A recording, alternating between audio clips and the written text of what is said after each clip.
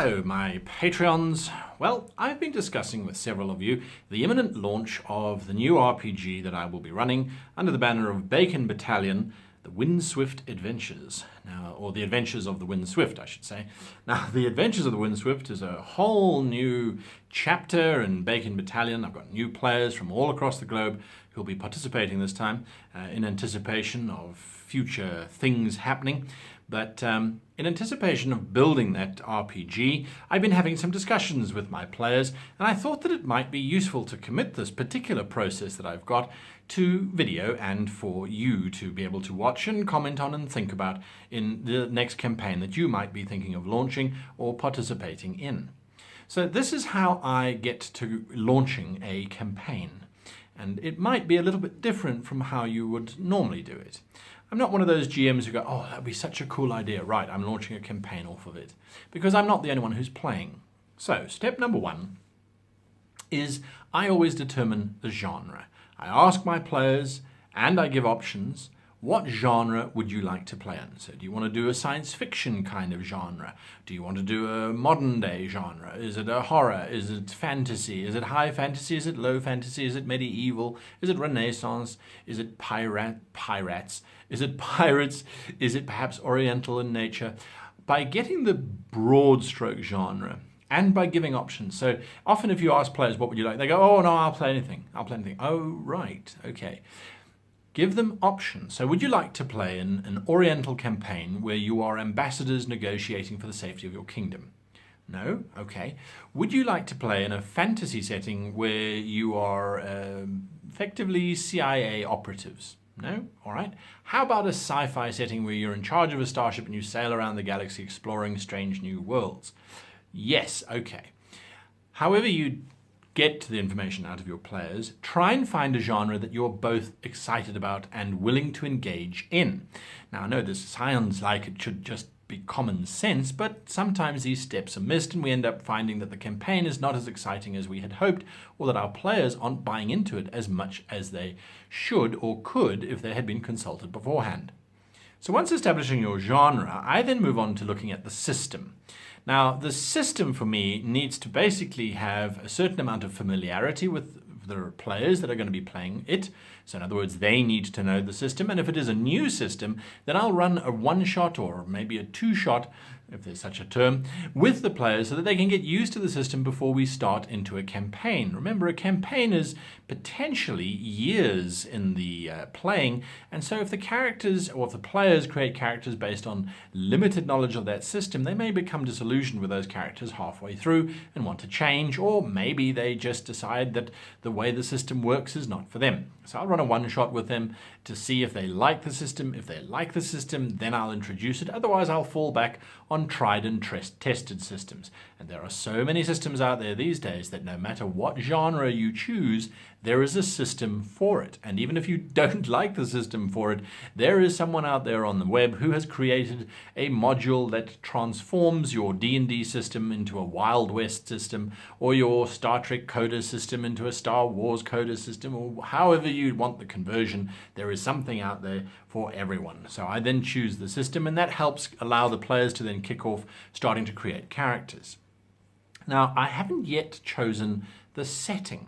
Now, genre and setting are fairly similar, but again, the setting is more in terms of the flavor that's going to be happening. So just because we're playing Star Trek, if the setting is during the Dominion War, for example, that's a very different kind of setting to if it's during the Golden Age of exploration during Kirk's time period, for example.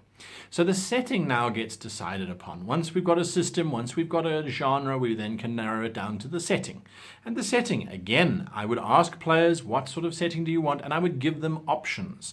So we've decided to play in the Wild West. Is it the exploratory side of the Wild West? Is it the native Indian campaigns that it's set in? Is it a slightly fantasy sci-fi Wild West? Is it a sci-fi Wild West, in which case we're running off to Westworld type of stuff? Give us a setting that we can then work with. Now, at this point, the players should now run off and start creating their characters. Now, it's important that your players start engaging you with character creation. And to be perfectly honest with you, the gentlemen and gentlemen that I have chosen to be in the RPG with me are individuals who have, by now, mostly sent me pages and pages and pages of character information. They've started to already engage with me in terms of, this is what my character's going to do. He's going to sort of do a dance every time he decapitates someone, or this is my character. I need to know all the gods. I need to know all of this. I need to do all that because I'm busy building it in. So there's a lot that goes into character creation if you've got great players. So if your players are doing that, it makes your job a lot easier because now you are starting to look at tone. And the tone should be derived from the characters that the players are creating. So if your players are creating these slightly oddball, humorous type of characters, well, that's the tone of your campaign. There's no point in having these humorous characters running around if the campaign is supposed to be very serious, where none shall pass. Well, if one of them is dressed up like a clown, it's kind of silly to say none shall pass as the clown walks past. Maybe that's amusing, but it's a conflict of tone. If you want something very serious, you need to make sure that your players are creating very serious characters.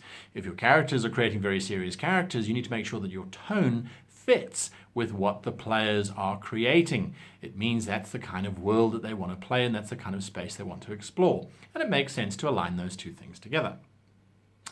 Then, now that we've got our setting, we've got our tone, we've got our genre, we've got our system, we've probably, hopefully, got our characters starting to form. It's now about looking at those characters and starting to see just what type of stories those characters have woven around them and what type of stories your players have got woven around your characters.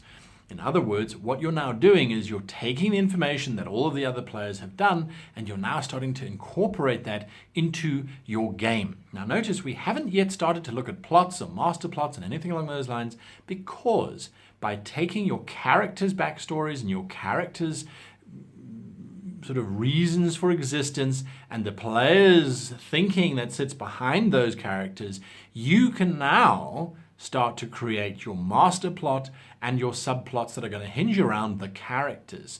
The master plot may be only very distant in the future, but perhaps one character has mentioned that his great aunt went missing when he was a child and he has never found out where it was.